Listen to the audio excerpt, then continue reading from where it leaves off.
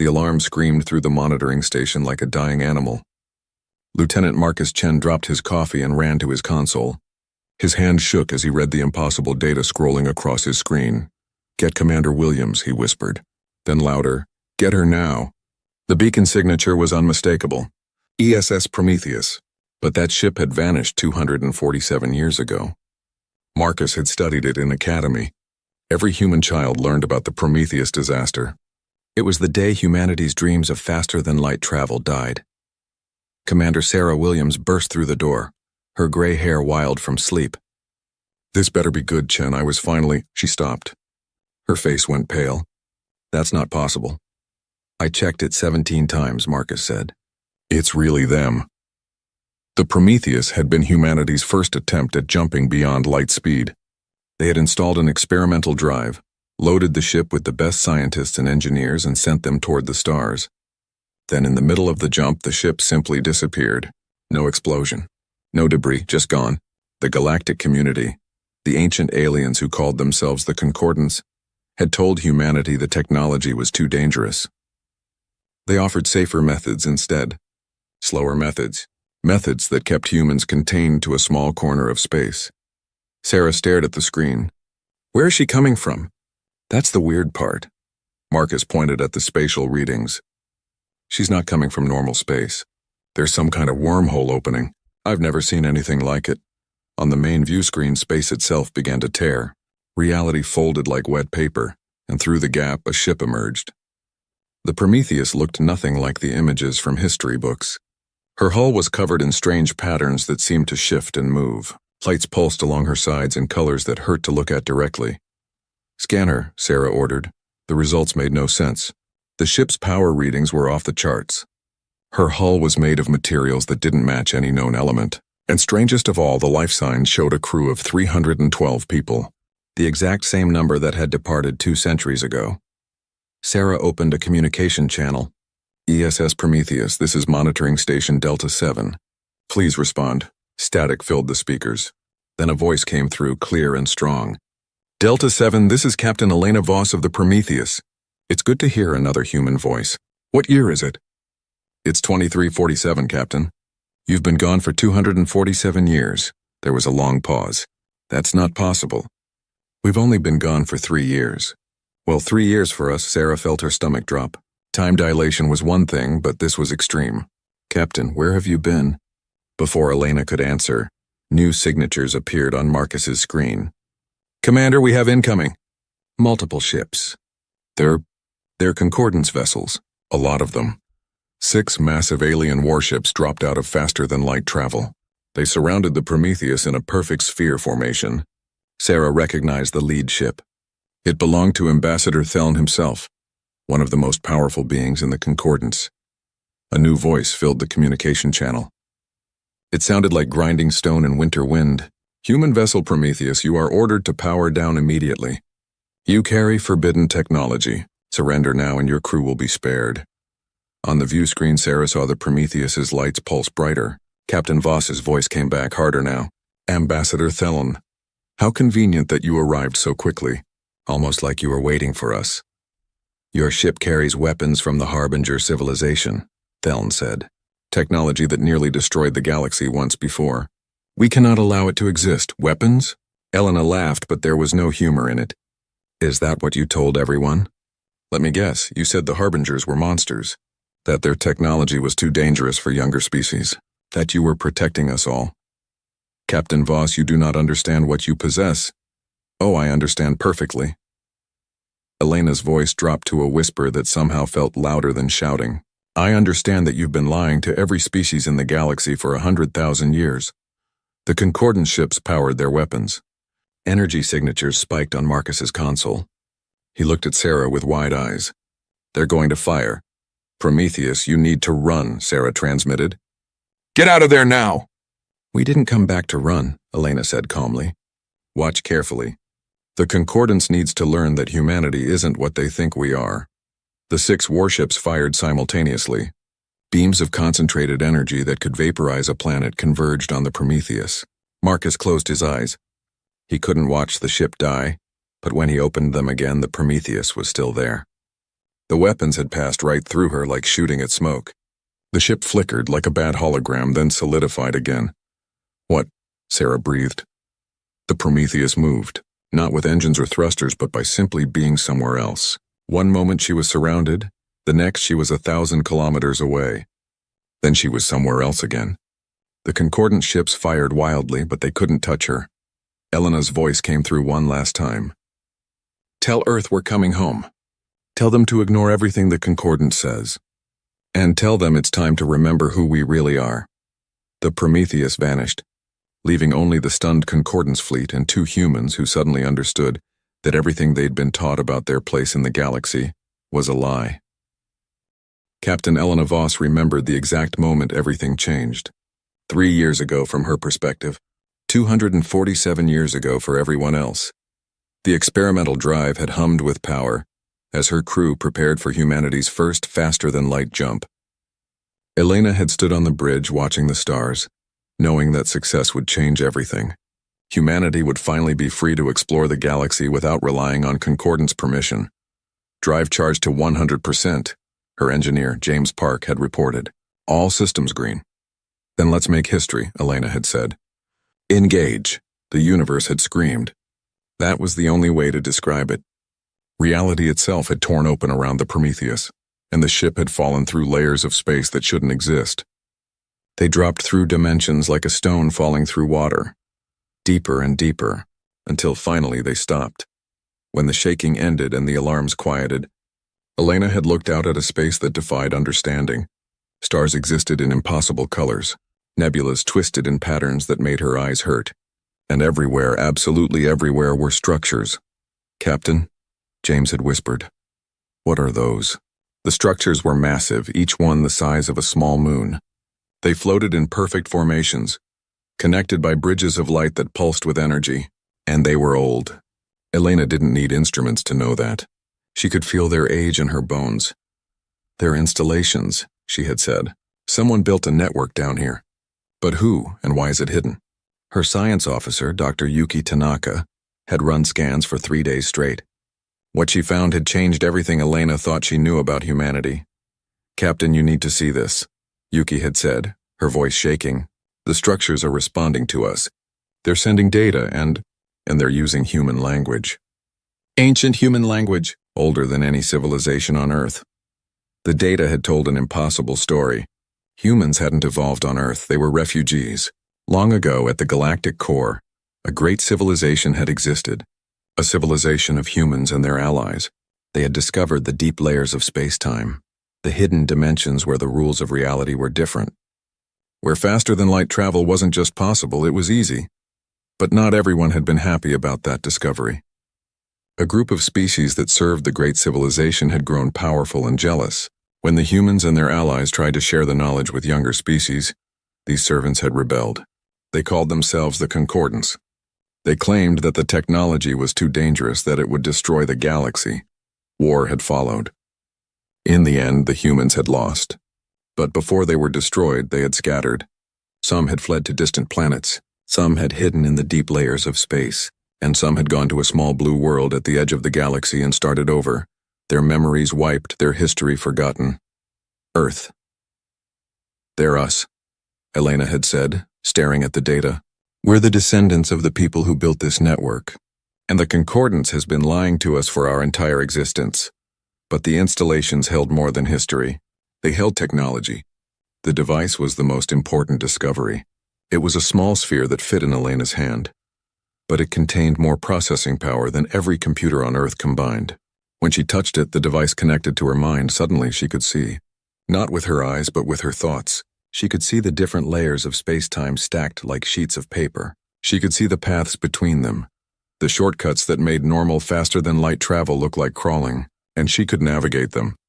It only works with human neural patterns, Yuki had explained. It's locked to our genetics.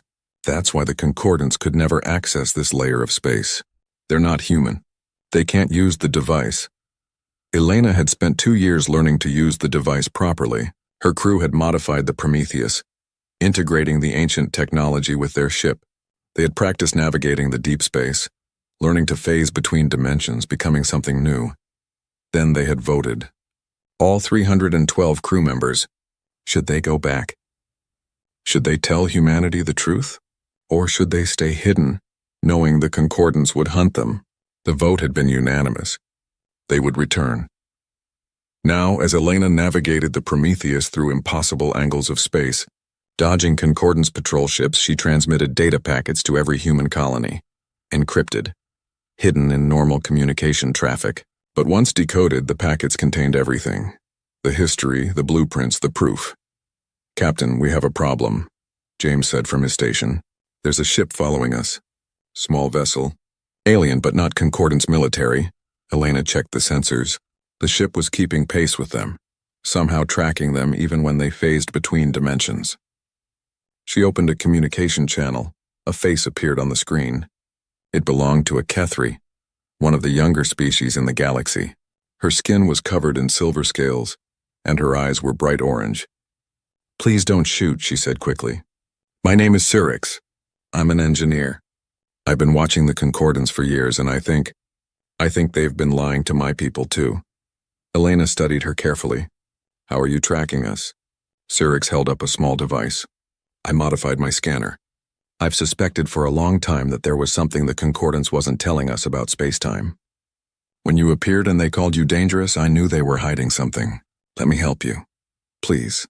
Whatever truth you're bringing back, my people deserve to know it too." Elena looked at her crew. They nodded. She turned back to Cyrix. "Then follow us to Earth, but be ready. The Concordance isn't going to let us share this information peacefully."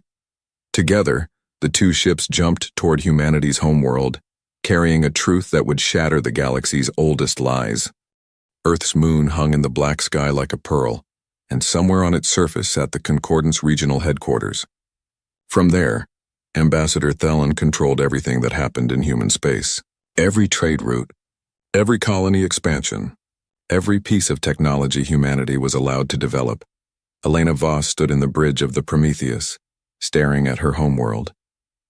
She had left as a pioneer. She was returning as a revolutionary, receiving multiple transmissions from Earth.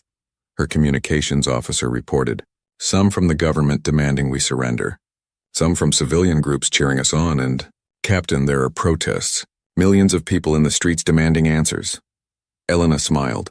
The data packets had done their job. Humanity was waking up. A priority channel opened. President Martinez appeared on screen, his face tired and worried. "Captain Voss, I'm ordering you to land at the military base in Geneva immediately. We need to contain this situation before it spirals out of control." "Contain it?" Elena kept her voice level. "Mr. President, we've been living in a cage for our entire history. The Concordance has been lying to us. Don't you want to know why?" "What I want is to avoid a war we can't win," Martinez said sharply. "Ambassador Thelen has 200 warships in orbit. If you don't surrender that device, he'll use them. Then let him try." The connection cut off. Immediately, new signatures appeared on sensors. The Concordance fleet was moving into position, surrounding Earth like a steel noose. Elena felt the device warm against her palm. It was showing her something. Possibilities, timelines. The future branching into 1,000 different paths. She saw the path where she surrendered. The device destroyed, humanity remaining in ignorance forever. She saw the path where she fought. Fire raining on Earth, billions dead. And she saw other paths, narrower and more dangerous but possible. "All crew to battle stations," Elena said quietly. "This is it." Ambassador Thelen's voice filled the bridge, deep and ancient. "Captain Voss, I am offering you one final chance. Surrender the Harbinger device and accept exile. Your crew will be mind-wiped and returned to human society. This is more mercy than your ancestors received," Elena laughed. "Harbinger device? Is that really what you're calling it?" "You know what it actually is, Thelen. It's proof that humanity built this network. It's proof that you stole our legacy and lied about it for 100,000 years." "You understand nothing," Thelen said, and for the first time, Elena heard real anger in his voice. The precursors nearly destroyed the galaxy with their arrogance. They gave dangerous technology to species that weren't ready. Civilizations burned. Billions died. We saved the galaxy by taking control. By enslaving it, you mean? By guiding it? By ensuring younger species developed slowly, carefully, without the weapons that could destroy them. And yes, we benefited. We became powerful, but we also kept the peace.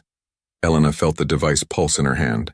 It was showing her Theln's ships, their positions, their firing solutions. It was calculating probable futures, showing her how the battle would unfold.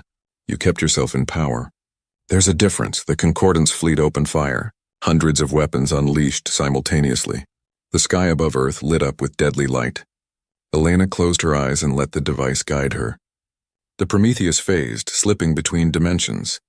The weapons passed through empty space. But Elena hadn't come to run. She had come to fight. Using the device, she calculated firing solutions that shouldn't be possible.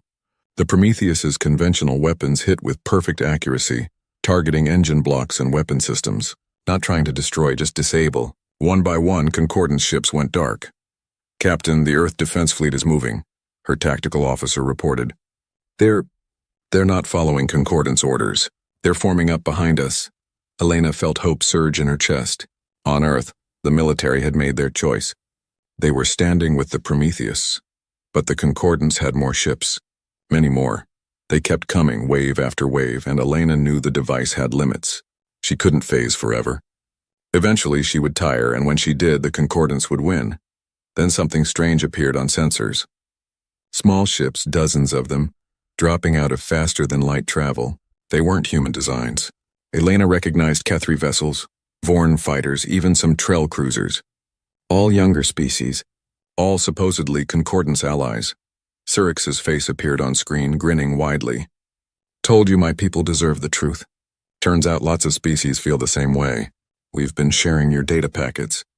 Everyone's been lied to, not just humans. We're done being children."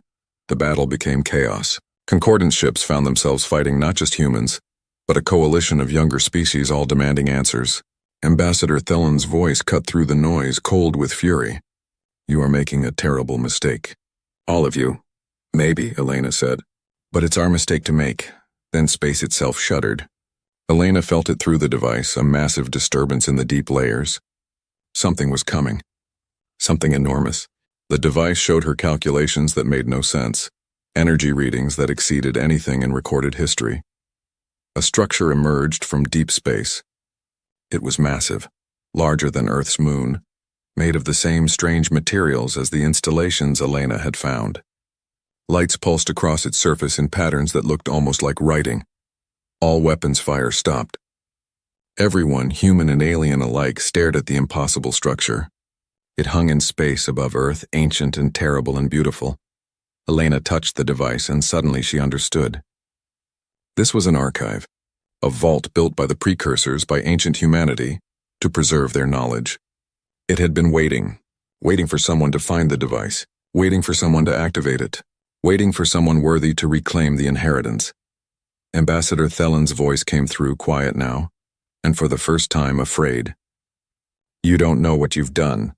You don't know what that thing contains." Elena smiled. "Then I guess we're about to find out." The archive opened like a flower. Panels larger than cities peeled back, revealing a core that glowed with soft blue light. The device in Elena's hand grew warm, then hot, then connected to something vast and ancient. Information poured into her mind. Not just data, but memories. The memories of a civilization that had spanned the galaxy. She saw cities of light floating between stars. She saw species working together, sharing knowledge freely. She saw humans, her ancestors, standing at the center of it all, not as rulers, but as teachers. And she saw how it ended. "Captain?" James's voice seemed to come from very far away. "Are you okay?" Elena opened her eyes. Tears ran down her cheeks. "I saw them. I saw who we used to be." She looked at her crew. We were explorers, scientists. We discovered the deep layers of space, and we thought it was a gift for everyone. We wanted to share it. On the main view screen, Ambassador Theln's face appeared. He looked older somehow, more tired. "So now you know. Your ancestors were fools who nearly destroyed everything." "Were they?" Elena wiped her eyes. "The archive is showing me the full history, Theln. Not your version. The real one." She activated the main display, projecting what the archive was showing her. Images appeared in the air above Earth, visible to every ship in orbit. The history of the precursor civilization played out like a movie. The concordant species had been helpers once. Administrators. Organizers. They were good at managing things. at keeping systems running smoothly. The precursor humans had valued them, relied on them, but when humanity discovered the deep layers of space, the Concordants had seen something else. An opportunity. You convinced us the technology was dangerous, Elena said softly. You showed us examples of civilizations that had destroyed themselves with advanced weapons. And you were right. Some species did misuse the knowledge. But instead of helping them, teaching them, you used their failures as an excuse. The images showed Concordance leaders meeting in secret, making plans, slowly taking control of communication networks, trade routes, military forces. When the precursors finally realized what was happening, it was too late. You orchestrated a war, Elena said. You turned species against each other. You made sure the precursors looked like tyrants who wanted to control everyone, and when they fled or died, you took everything they built and claimed you were saving the galaxy.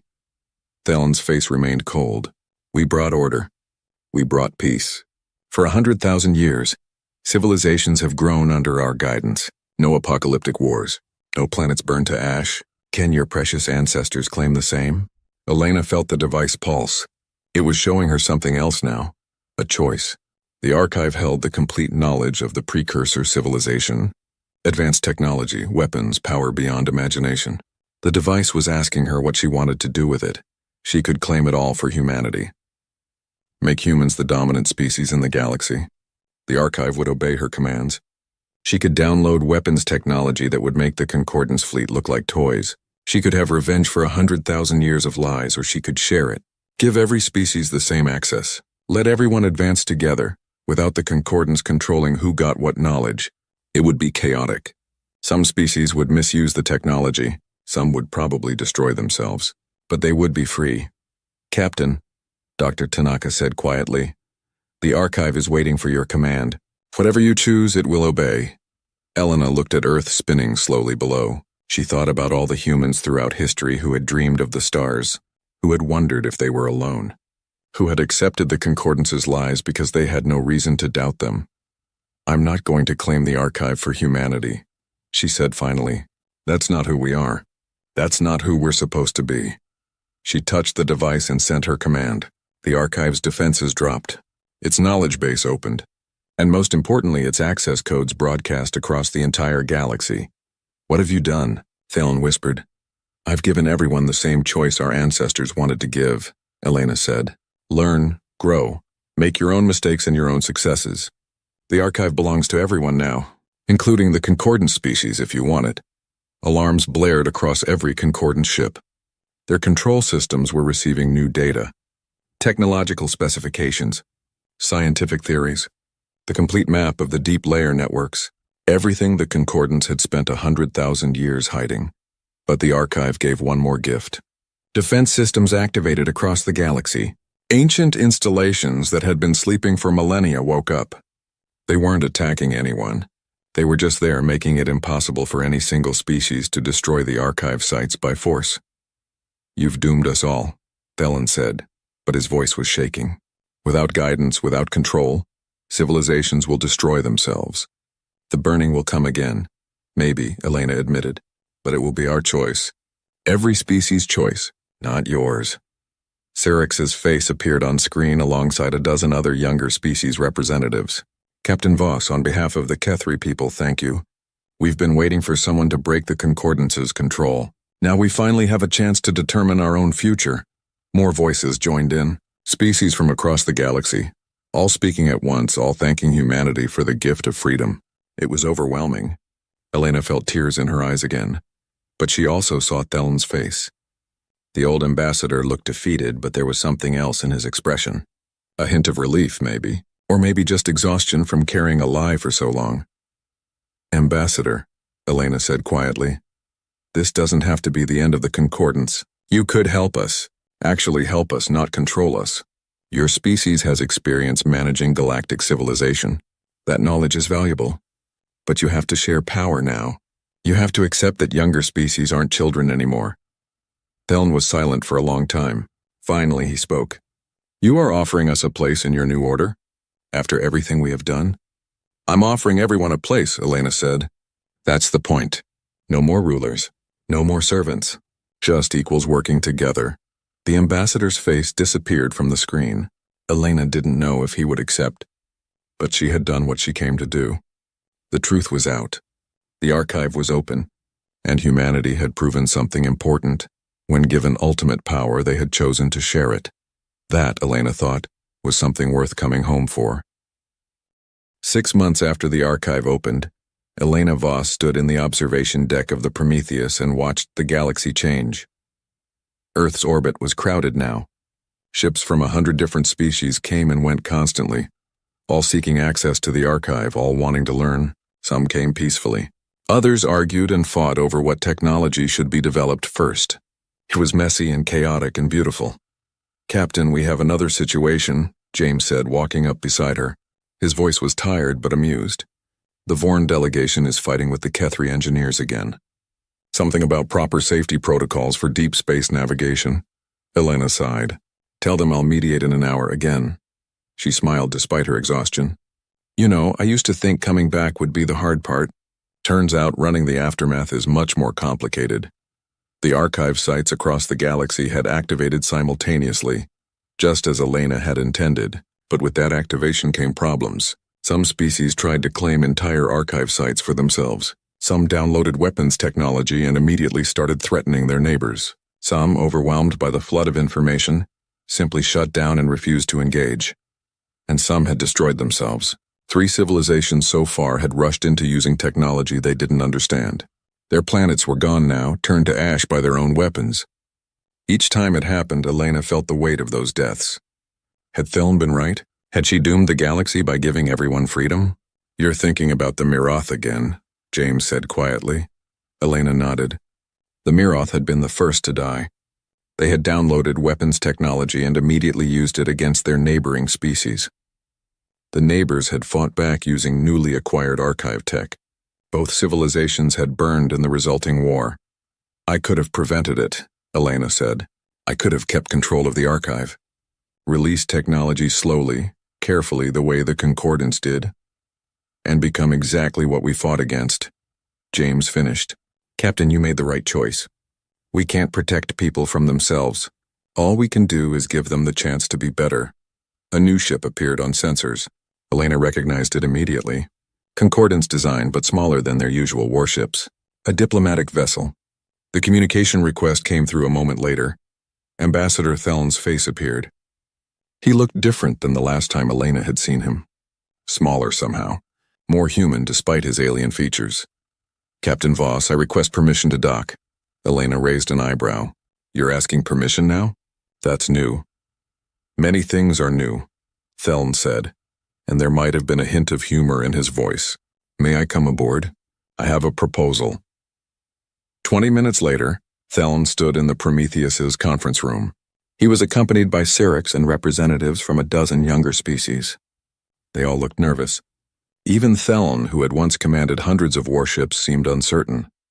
"Captain," Theln began, "6 months ago you offered the Concordance a place in your new order. I rejected that offer. I believed you were destroying everything we had built, and now?" Elena asked. "Now I see that perhaps control was not the same as guidance. Perhaps we forgot the difference." Theln took a deep breath. 3 more species destroyed themselves this week. The Vorten used archive weapons on their own people during a civil war. The Daleks tried to modify their genetics with precursor technology and created a plague that killed billions, and the Zareth simply couldn't handle the knowledge that their entire history had been manipulated by us. Their civilization collapsed into chaos. Elena felt sick. "I know. I've been tracking it. The younger species have asked me to speak on their behalf." Theln continued. He gestured to Syrinx and the others. "They want to propose a new concordance. Not one that rules, but one that advises. Species who have experience with advanced technology helping those who are just beginning. Voluntary, transparent, democratic." Syrinx stepped forward. "We don't want to lose more civilizations, but we also don't want to go back to being controlled. We need a middle path. Someone to help us, not command us. And you think the old concordant species can do that?" Elena asked skeptically. "After everything they did?" "Who better?" Syrinx said. "They have 100,000 years of experience managing galactic civilization. They know what mistakes to avoid because they've seen them before. Yes, they lied and controlled us, but they also prevented apocalyptic wars. We need that wisdom." We just needed to come with honesty this time. Elena looked at Theln. And you agree to this? To having your power limited? To being equals instead of rulers? Theln was quiet for a long moment. My species has been rulers for so long, we forgot what it was like to be anything else. But I have been watching you, Captain. Watching humanity. You were given ultimate power 6 months ago. The Archive would have obeyed any command you gave. You could have made humans the dominant species in the galaxy. That's not who we are, Elena said. Precisely, Theln said. You chose partnership over domination. You chose truth over control. And when species destroyed themselves with the knowledge you gave them, you mourned them instead of saying, I told you so. That is what leadership should look like. That is what we should have been for the past 100,000 years. He bowed his head. I cannot undo the past. My species cannot take back the lies we told or the freedom we stole, but we can try to be better going forward. If you will allow it, Elena looked at her crew. James nodded. Dr. Tanaka smiled. They had talked about this possibility.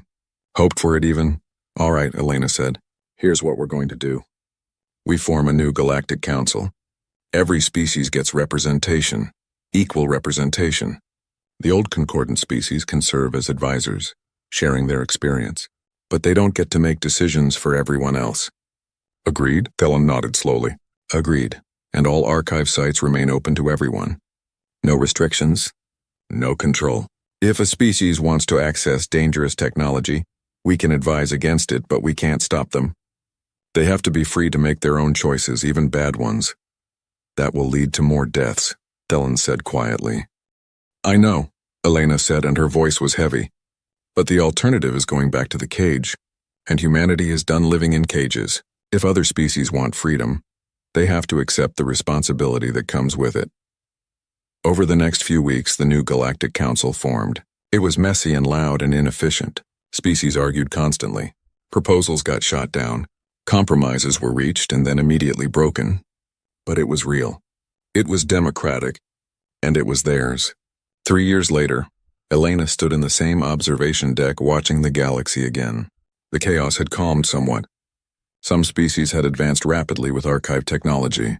Others had chosen to move slowly, carefully developing over decades. And yes, more civilizations had destroyed themselves. Each death hurt, but more had survived.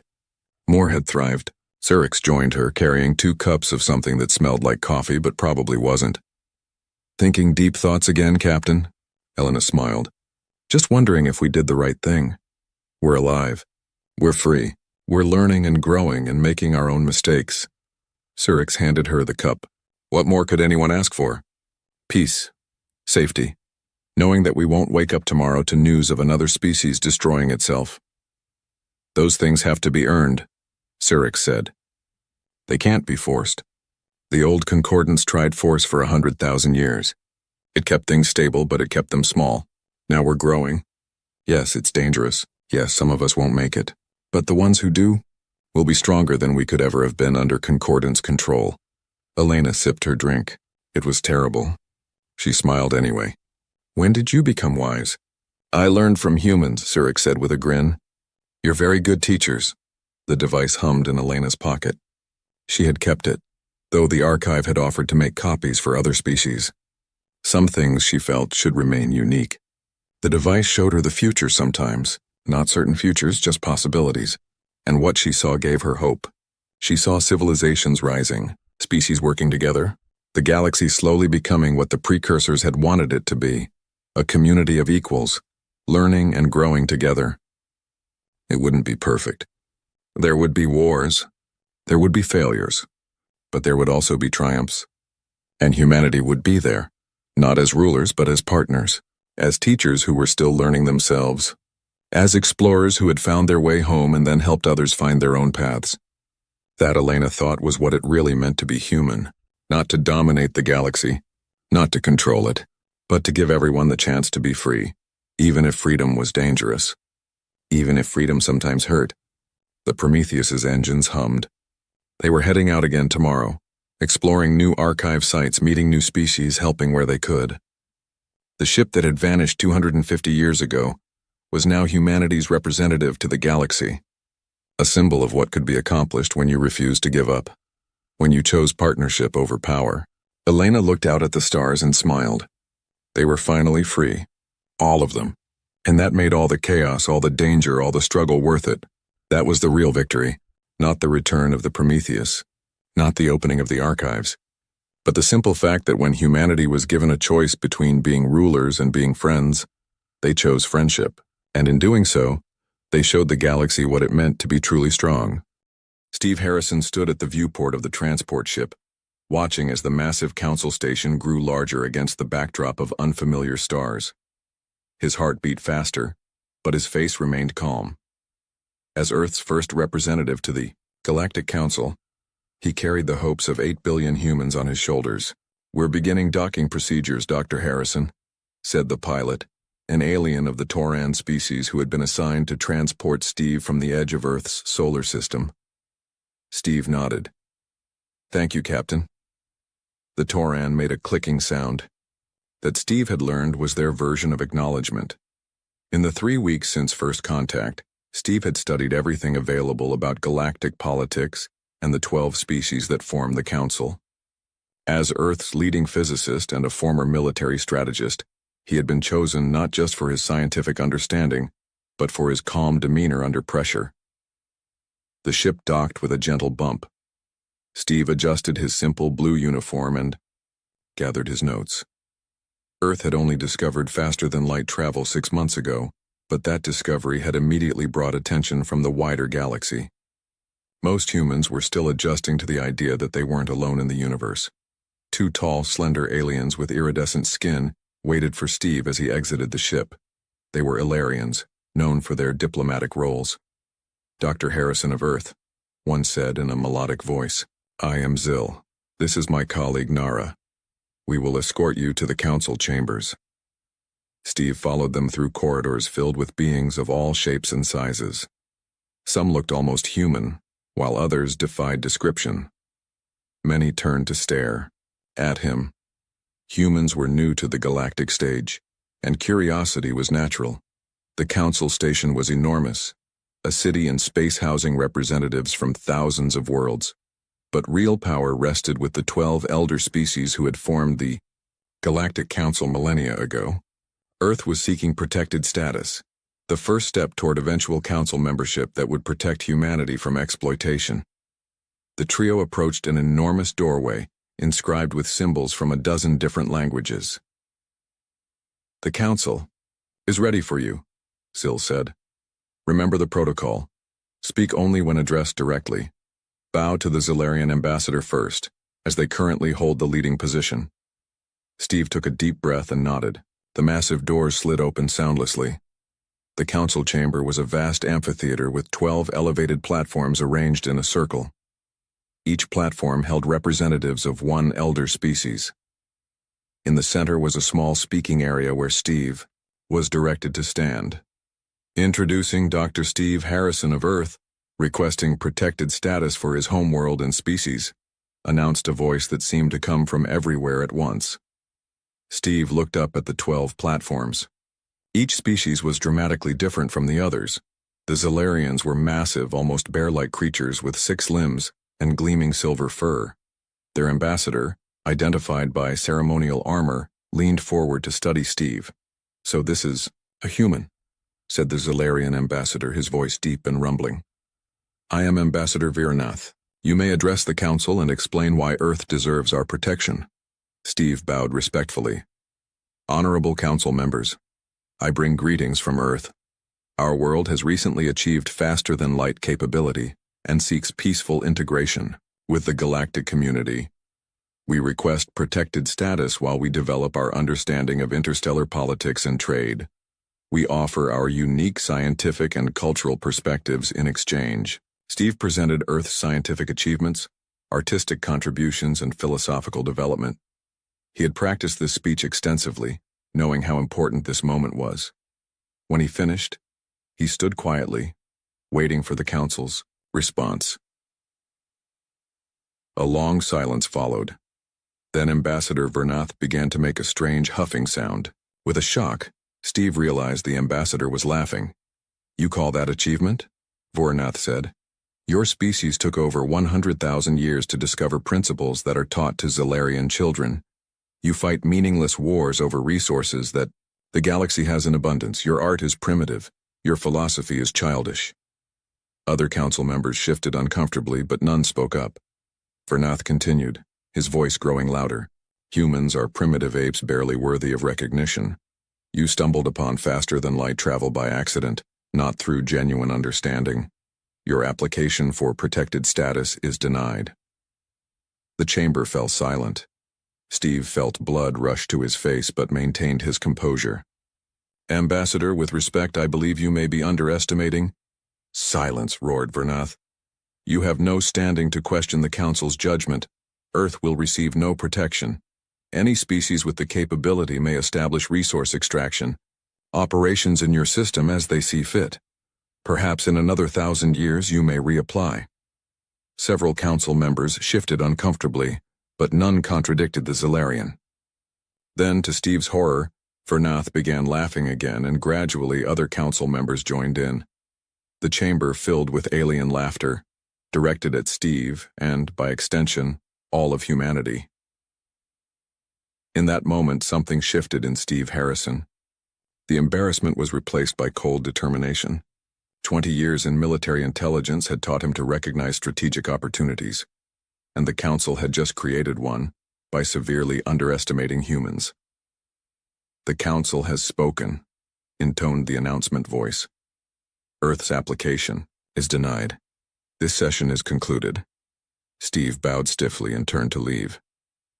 As he walked from the chamber, the laughter gradually subsided. One council member, a gaseous being contained in a transparent sphere, floated down from its platform and approached him.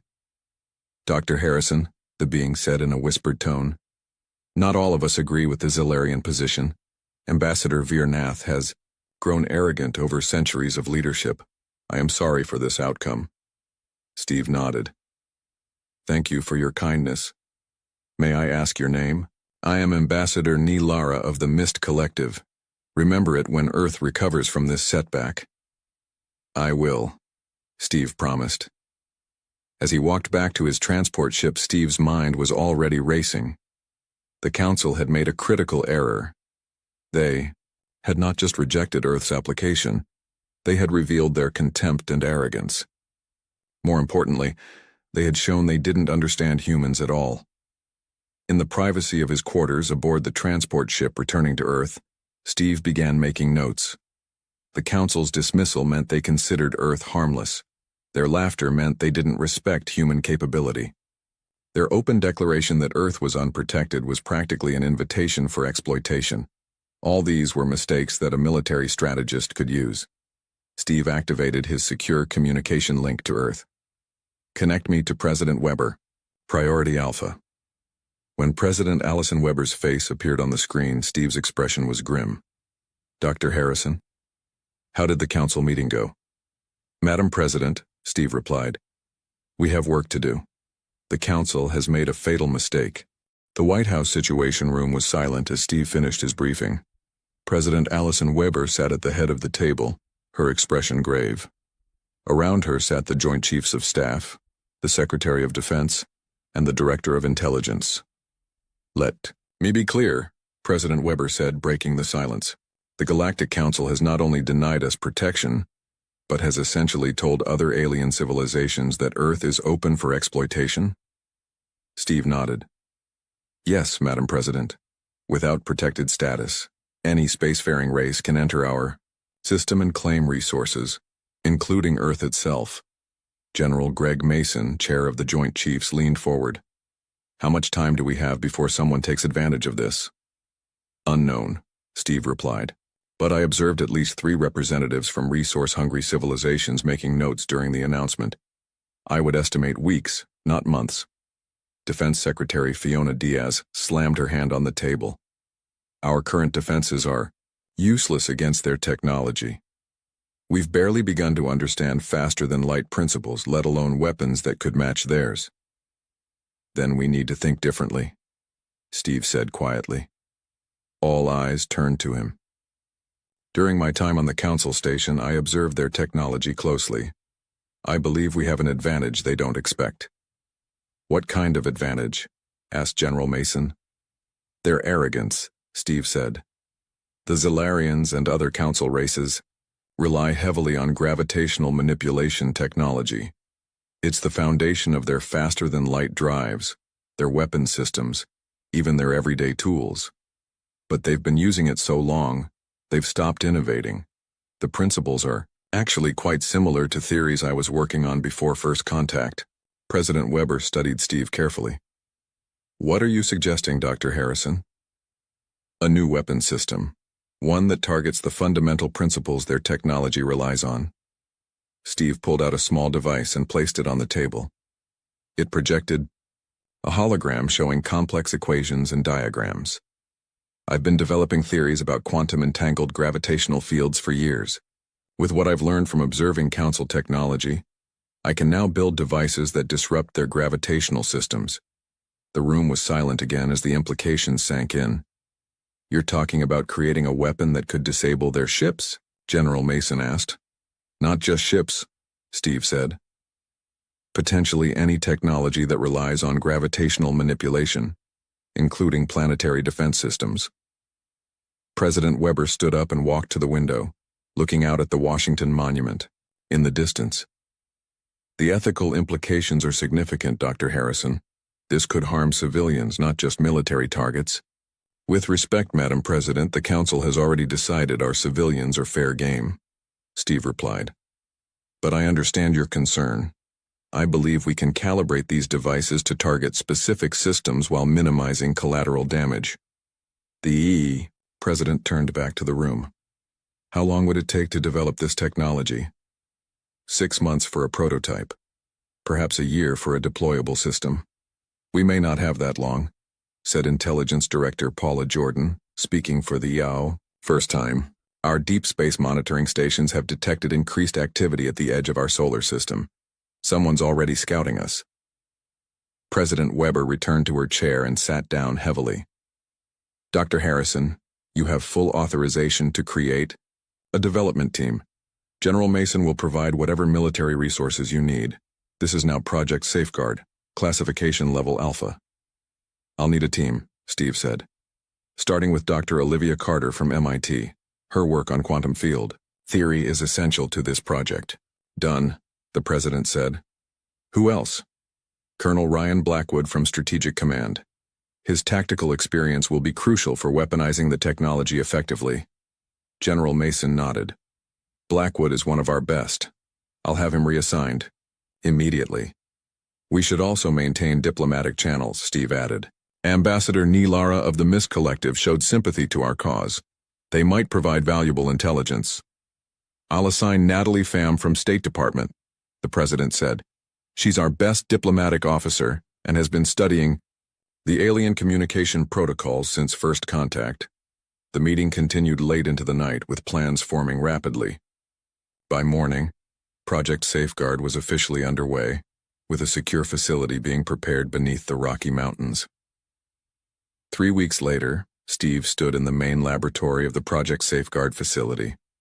Around him, dozens of scientists and military personnel worked at advanced computing stations. Dr. Olivia Carter approached, her red hair pulled back in a practical ponytail. The quantum entanglement chamber is ready, she reported. But I'm still not convinced your equations will translate to physical reality, Steve smiled. That's why we have you, Olivia. Your practical approach balances my theoretical work. On the other side of the lab, Colonel Ryan Blackwood was studying holographic displays of the solar system. Harrison, he called out, you should see this. Steve and Olivia joined him at the tactical display. Blackwood pointed to a cluster of signals at the edge of the solar system. 7 vessels just dropped out of faster-than-light travel, Blackwood explained. They're moving slowly but definitely heading toward Earth. Configuration? Steve asked. Based on the signatures, they match what you described as Zalarian mining vessels. Looks like they're coming to start harvesting operations. Steve studied the display. Earlier than expected. We need more time. Time's something we don't have, Blackwood said grimly. Steve thought for a moment, then turned to Olivia. We need to accelerate the timeline. How close are we to a working prototype? We've managed to create stable quantum entanglement between 2 gravitational fields, she replied. But we haven't tested disruption yet. Then let's test it on our visitors, Steve said. He turned to Blackwood. Can we deploy a small satellite in their path without being detected? Blackwood considered this. We've been developing stealth technology based on your insights into their sensor systems. It's untested, but might work. Do it, Steve said. We'll build a simple version of the disruptor and place it on the satellite. If it works, we'll disable one of their ships and capture it intact. And if it doesn't work? Olivia asked. Then we learn from failure and try again, Steve replied. But we're running out of options. 3 days later, a small, stealthy satellite was deployed from Earth's lunar base. It positioned itself in the path of the approaching Zalarian fleet, its systems dormant to avoid detection. In the control room of Project Safeguard, Steve, Olivia, and Blackwood watched tensely as the lead Zalarian vessel approached the satellite's position. Activating quantum disruptor in 3, 2, 1. Olivia counted down and pressed the activation control. On the display, the lead Zalarian ship suddenly stopped moving. Then it began to drift aimlessly. It worked, Blackwood whispered. Their gravitational systems are offline. The other Zalarian ship stopped, clearly confused by what had happened to their leader. Steve picked up a communication device. This is Dr. Steve Harrison of Earth to Zalarian vessels. Your lead ship has been disabled as a demonstration of our capabilities. Retreat immediately or face similar consequences. There was a long pause. Then the remaining Zalarian ships turned and began accelerating away from Earth. They're running, Blackwood said with satisfaction. No, Steve corrected him. They're going to report to the council. We've just announced our presence as a threat. The real fight is about to begin. President Weber's voice came over the communication system. Dr. Harrison, the Security Council is viewing this feed. What you've accomplished is remarkable, but you've also started something we can't step back from. With respect, Madam President, Steve replied. The Council started this when they declared us unworthy of protection. Now we're showing them exactly what humans are capable of. Olivia looked at Steve with concern. What's our next move? Steve's expression was determined. We study that captured ship and enhance our technology. Then we send the Council a message they can't ignore. 1 month after capturing the Zalarian mining ship, the Project Safeguard facility buzzed with activity. The alien vessel sat in an enormous hangar, surrounded by scientists and engineers studying every inch of its technology. Steve walked through the busy workspace, nodding to team members as he made his way to the main conference room. Inside, Dr. Olivia Carter was presenting findings to Colonel Blackwood and a group of military officials. She looked up as Steve entered. Perfect timing, she said. I was just explaining how the Zalarian gravitational drive works. Steve took a seat. On the display screen, detailed schematics of the alien ship rotated slowly. The technology is actually less advanced than we expected, Olivia continued. They've been using the same systems for centuries with only minor improvements. It's efficient, but not innovative. Can we adapt it? Steve asked. Already have, Olivia replied with a smile. She pressed a button, and the display changed to show a small device about the size of a coffee mug. This is our enhanced quantum disruptor. It's 10 times more powerful than our prototype, and can be mass-produced using Earth materials. Colonel Blackwood leaned forward. Range? The prototype had a range of 1 kilometer. This version can affect gravitational systems up to 50 kilometers away, and we've made it directional, so we can target specific ships or installations. Steve nodded with approval. Production status? We've built 20 so far. With the current facilities, we can make about 5 per day. Colonel Blackwood tapped his fingers on the table. Not enough if we face a full council fleet. We need to scale up. The door opened, and Natalie Pham walked in. As Earth's diplomatic officer assigned to alien relations, she had been making quiet contacts with potential allies among the non-council races. Sorry to interrupt, she said, but I have urgent news. My contact in the Mist Collective just informed me that the council is holding an emergency session about Earth. Ambassador Vernath is demanding immediate action against us for capturing a Zalarian vessel. The room fell silent. What kind of action? Steve asked. Military intervention, Natalie replied. The Council is preparing a battle fleet. And worse, they're auctioning off Earth territories to member races in advance. They're treating our planet as already conquered. Colonel Blackwood slammed his hand on the table. We need more time.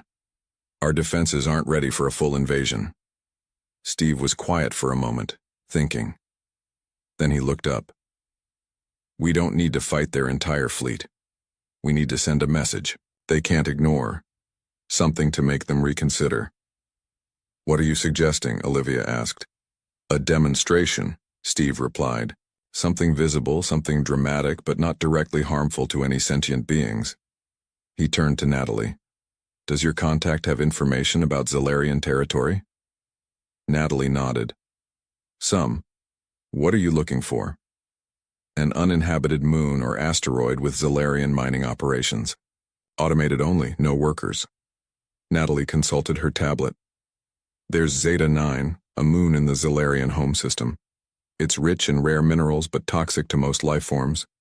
They use automated mining drones there. Perfect, Steve said. He looked at Colonel Blackwood. Can we deliver a package to Zeta 9? The colonel thought for a moment. Using the FTL drive from the captured ship, yes, we've nearly finished reverse engineering it. We could send a small stealth vessel. Do it, Steve ordered. We'll place our most powerful disruptor on that moon. When activated, it will collapse. The local gravitational field. The effects would be catastrophic, Olivia warned. The moon would essentially tear itself apart. Exactly, Steve said. It will be visible across half the galaxy. A warning shot that the Council can't ignore. 2 weeks later, a small Earth vessel with a modified Zalarian drive arrived at Zeta 9. Using stealth technology developed from studying the captured ship, it approached undetected. A single package was deployed to the surface, landing near the largest automated mining facility. The Earth ship then retreated to a safe distance. In the Project Safeguard Command Center, Steve, Olivia, Blackwood, and Natalie watched the live feed from the ship's cameras. The package is in position, reported the mission commander. Awaiting activation order. Steve looked at President Weber on the main screen. She had been watching from the White House Situation Room. Madam President, do we have your authorization? President. Weber's face was solemn. Are you certain there are no living beings on that moon? Absolutely certain, Natalie confirmed. Our intelligence from the Mist Collective is clear. Only automated systems. The President nodded slowly. Then you have my authorization. Proceed. Steve turned to the mission commander. Activate the disruptor. On the display, the small package on Zeta 9's surface began to glow. Energy readings spiked dramatically. Gravitational field destabilizing, Olivia reported, watching her instruments. The effect is spreading faster than we predicted. The video feed showed the surface of Zeta 9 beginning to crack. Huge fissures opened up, spreading like spiderwebs across the gray landscape. The automated mining facilities began to collapse as the ground beneath them shifted. Energy readings continuing to climb, Olivia said, her voice tense. The reaction is self-sustaining now. On the screen, the destruction accelerated. Entire sections of the moon's surface broke apart, floating upward as local gravity failed completely. Mining facilities shattered into pieces. Within minutes, what had been a solid moon was transforming into a spreading cloud of debris. My God, whispered President Weber. Colonel Blackwood's expression was grim but satisfied.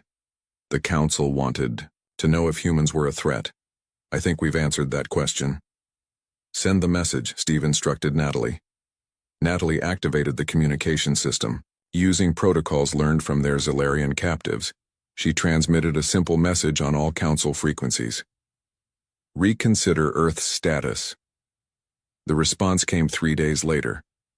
Earth's deep space monitoring stations detected a massive fleet departing from the Council homeworlds, heading directly for the solar system.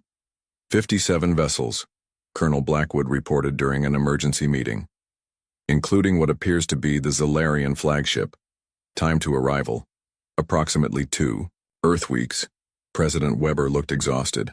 They didn't take the warning. They're coming in force. No, Steve said, surprising everyone. They took it exactly as I expected. The Council, especially the Zilarians, are too proud to negotiate after being threatened. They had to respond. With force. How is this good news? Asked Secretary Diaz. Because they're bringing their best ships, their best technology, Steve explained. And thanks to what we learned from that mining vessel, we know exactly how to disable them all at once.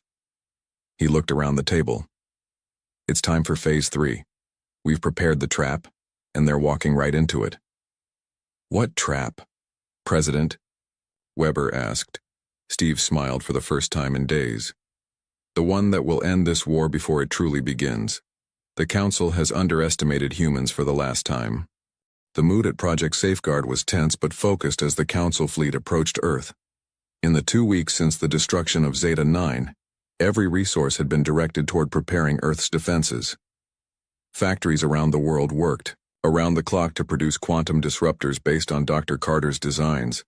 Steve stood in the command center, studying the massive holographic display of the solar system. Red dots representing the Council fleet had just passed the orbit of Neptune. They'll reach Earth in approximately 6 hours, Colonel Blackwood said, joining Steve at the display. Our satellites are in position. Everything is ready. Steve nodded. And the civilians? Evacuation to the underground shelters is 90% complete, Blackwood replied. The public announcement about an imminent meteor shower worked, as planned. Most people have no idea what's really coming. President Weber entered the command center, flanked by her security detail. The room fell silent as she approached Steve and Blackwood.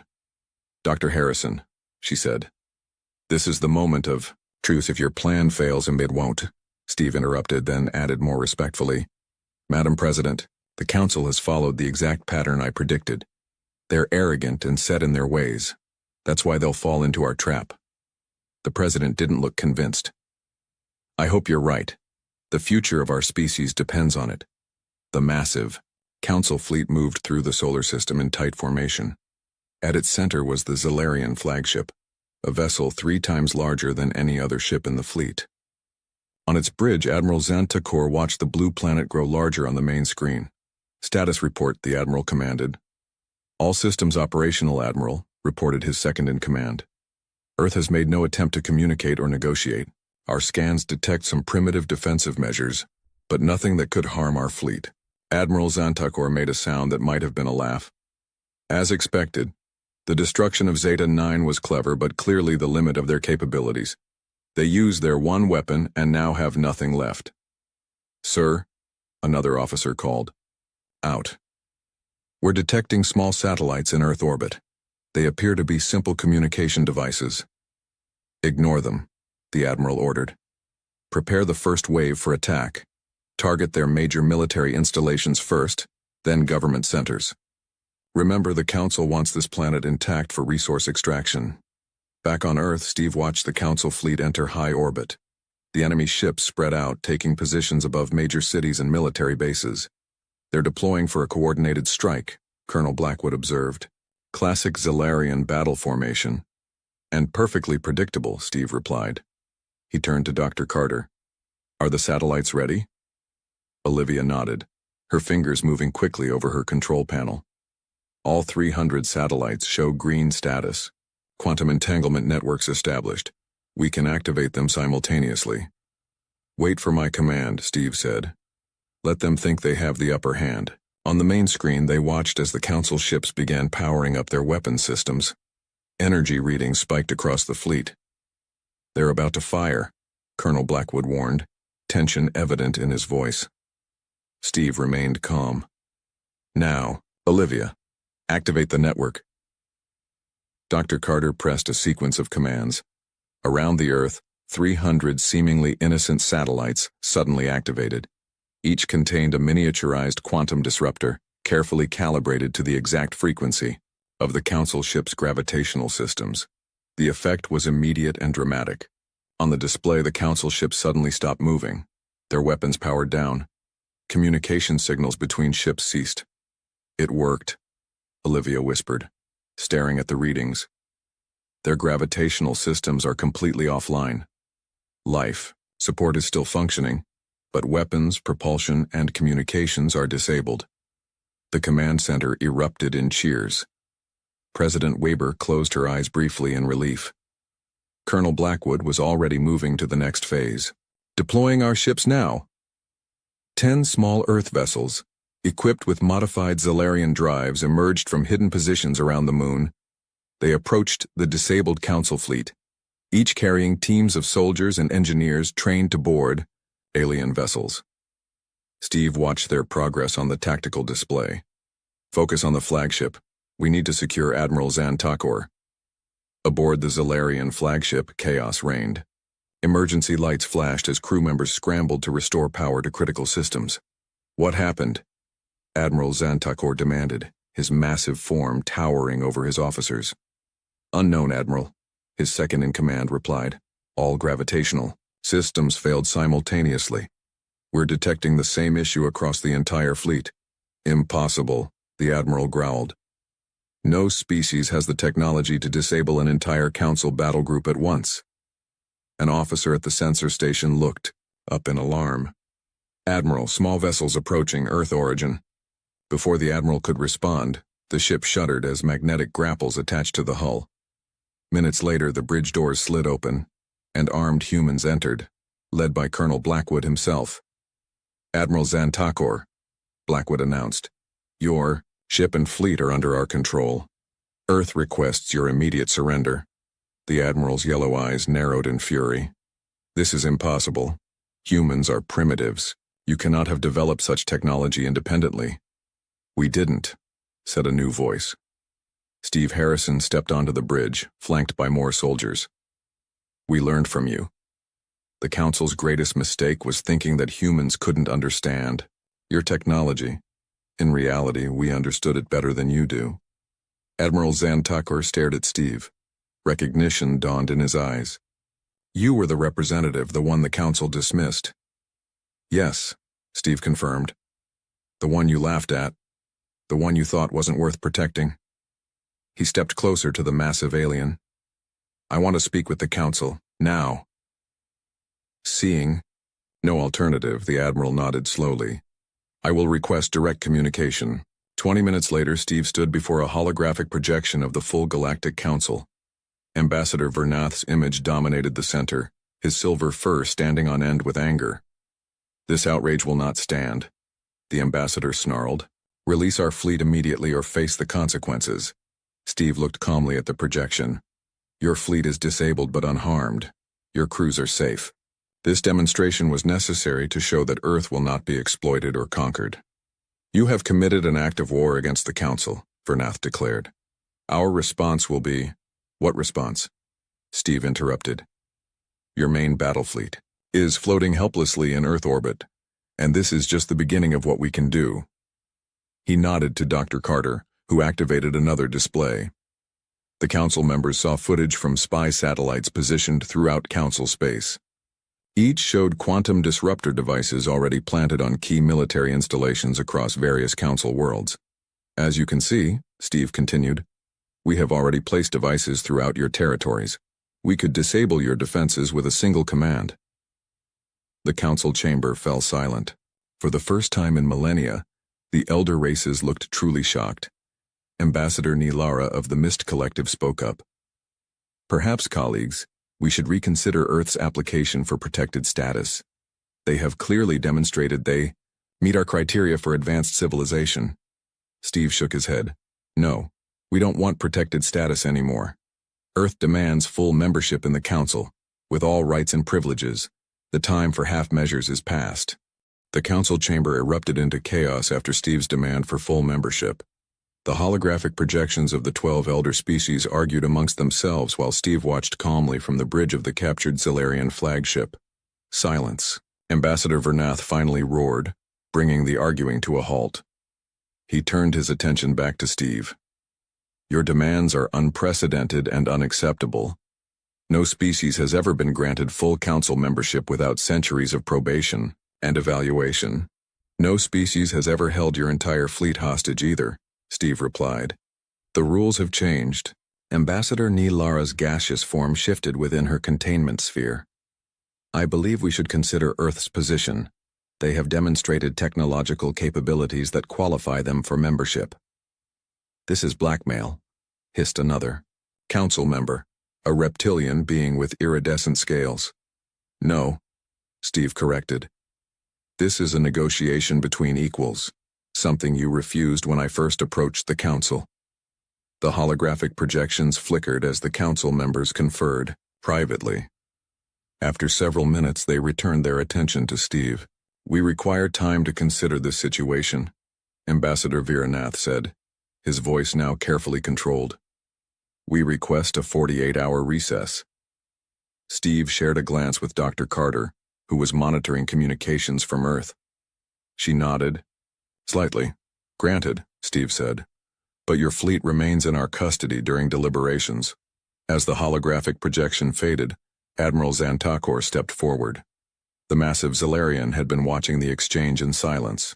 You play a dangerous game, human, the Admiral said quietly. The Council has ruled the galaxy for 10,000 years. They will not surrender power easily. Steve turned to the alien commander. Tell me, Admiral, why did you join this mission? Against Earth? Xantakor seemed surprised by the question. I follow the Council's orders. But you must have had reservations, Steve pressed. Attacking a species that had just demonstrated the ability to destroy a moon? The Admiral was silent for a moment. I believed your weapon was limited. A single device that could not be easily replicated. Another underestimation, Steve noted. Does the Council make such mistakes often? Something changed in the Admiral's posture. More frequently in recent centuries, he admitted. The elder races have grown comfortable in their dominance. And how many other species have been denied protection or membership because of this arrogance? Many, Xantakor said softly. Too many. Their conversation was interrupted by an urgent call from Earth. Dr. Carter activated the communication system, and President Weber's face appeared on the main screen. Dr. Harrison, the President said, her expression grave. Our deep space monitoring stations have detected energy buildups on multiple Council worlds. They appear to be preparing weapons platforms. Steve frowned. They're stalling for time while preparing an attack. Colonel Blackwood stepped forward. We should activate our planted disruptors immediately before they can target Earth. No, Steve said firmly. That would cause planetary scale damage. There must be civilians near those installations. He turned to Admiral Xantakor. Is there a way to contact the Council again through emergency channels? The Admiral hesitated, then nodded. There is a priority communication system for crisis situations. Use it, Steve ordered. Tell them we need to speak immediately. Minutes later, the holographic projections of the Council members reappeared. Ambassador Viranath's image showed obvious surprise at the interruption. Our deliberations are not complete, he began. Your deliberations are a distraction, Steve cut in. We've detected weapons platforms being activated across Council space. Did you think we wouldn't notice? The Council members exchanged glances. This is a standard defensive measure, Viranath claimed. Nothing aimed at Earth. Steve's expression hardened. I will make this simple. We have detected exactly 24 weapons platforms powering up. We will give you 1 hour to shut them down completely. If they remain active after that time, we will demonstrate our capabilities once more. Are you threatening us? Demanded the Reptilian Council member. I am informing you of consequences, Steve replied. 1 hour. The transmission ended. Steve turned to Dr. Carter and Colonel Blackwood. Prepare to activate select disruptors, he ordered. Target only the weapons platforms with minimal power settings, enough to disable them without causing wider damage. And if they don't comply? Asked Blackwood. They will, Steve said. They just need convincing. 57 minutes later, the weapons platforms across Council space began powering down one by one. When the last one deactivated, a new transmission came through from the Council. We will negotiate, Ambassador Viranath said simply, his earlier arrogance now absent. 3 days later, Steve stood in the Council chamber itself, no longer a holographic participant, but physically present. Beside him stood President Weber, now officially Earth's representative to the reformed Galactic Council. The chamber looked different. The elevated platforms that had once separated the elder species from petitioners had been lowered. The 12 original council members now sat at the same level as 5 new members, Earth among them. Ambassador Vernath approached Steve after the formal ceremony ended. The massive Zilarian seemed diminished somehow, his silver fur less lustrous. "Would speak with you privately," he requested. Steve nodded and they moved to a quiet alcove away from the celebrations. "You have changed 10,000 years of galactic governance in less than a month," Vernath said. "The Council has never faced such a reconfiguration." "It was necessary," Steve replied. "A system that dismisses new species based on prejudice cannot claim to govern fairly." Vernath was quiet for a moment. "I have served as ambassador for 3 centuries. In all that time, I never questioned our methods or traditions." He looked directly at Steve. "How did one human accomplish what entire civilizations could not?" Steve considered the question carefully. "You insulated yourselves from change and innovation. You believed your technology and power were unassailable because no one had successfully challenged you before.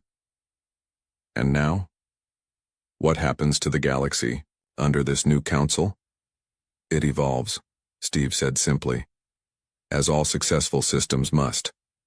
Later, as the Earth delegation prepared to return home, Dr. Olivia Carter joined Steve on an observation deck overlooking the vast expanse of space. "It's hard to believe it's over," she said. "When you returned from that first council meeting, I never imagined we'd end up here." Steve smiled. "It's not over. It's just beginning. We have a lot to learn about being a council race. And they have a lot to learn about humans." "Do you think they understand yet?" Olivia asked. "What their mistake was?"